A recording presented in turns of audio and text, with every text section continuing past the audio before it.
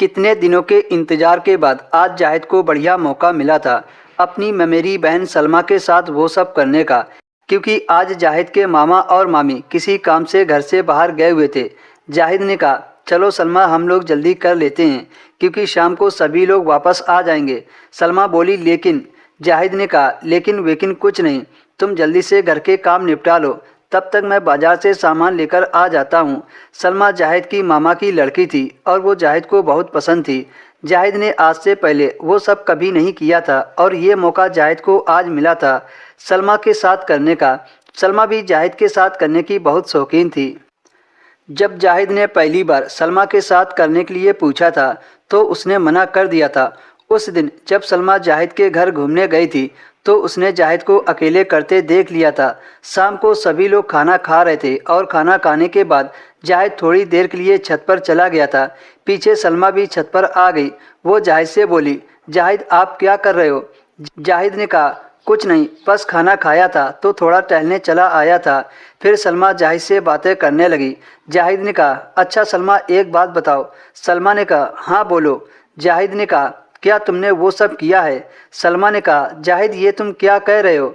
जाहिद थोड़ा हिचकिचाते हुए बोला, इसमें गलत क्या है? सलमा ने कहा, सच बताऊं जाहिद भैया, मेरा भी बहुत मन करता है लेकिन मैं अकेले करूं कैसे? जाहिद ने कहा, सलमा मेरे पास एक रास्ता है। सलमा ने पूछा, कैसा रास्ता? जाहिद ने सलमा के कंधे पर हाथ रखते हुए कहा, मेरी भी कोई गर्लफ्रेंड नहीं है और तुम्हारा भी कोई बॉयफ्रेंड नहीं है, तो क्यों ना हम दोनों आपस में मिलकर वो सब कर लें, ऐसे में हम दोनों का काम हो जाएगा। सलमा ने कहा, जाहिद अगर यह बात मम्मी पापा को पता चल गई तो वो हमें नहीं छोड़ेंगे। जाहिद ने कहा, तुम इस बात की टेंशन मत लो, ये बात सिर्फ हमारे और तुम्हारे पास ही रहेगी, तो मामा को बताएगा कौन? सलमा ने कहा, लेकिन कभी ना कभी तो उन्हें पता चल ही जाएगा। जाहिद ने कहा, तो क्या हुआ, हम कौन सा गलत काम कर रहे हैं? जब हमारी मेहनत सफल हो जाएगी तो उन्हें भी गर्व महसूस होगा। सलमा ने पूछा, लेकिन हम लोग करेंगे कहाँ? जाहिद ने कहा कि हम छत के ऊपर चलते हैं और वहीं पर आराम से करेंगे क्योंकि कमरे में गर्मी बहुत होगी और छत पर बढ़िया हवा लगेगी। फिर जाहिद और सलमा दोनों ने वो सब करने के लिए सारा सामान लिया और छत के ऊपर चले गए।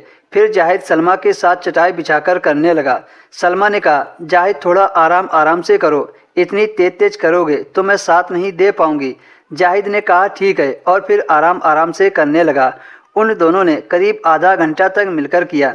सलमा बोली, सच में जाहिद बहुत मज़ा आया, तुमने तो आज मुझे वो मज़ा दिया है जो आज तक किसी ने नहीं दिया। जाहिद ने कहा, अभी कहाँ पूरा मज़ा आया है, अभी तो बहुत मज़े करने हैं।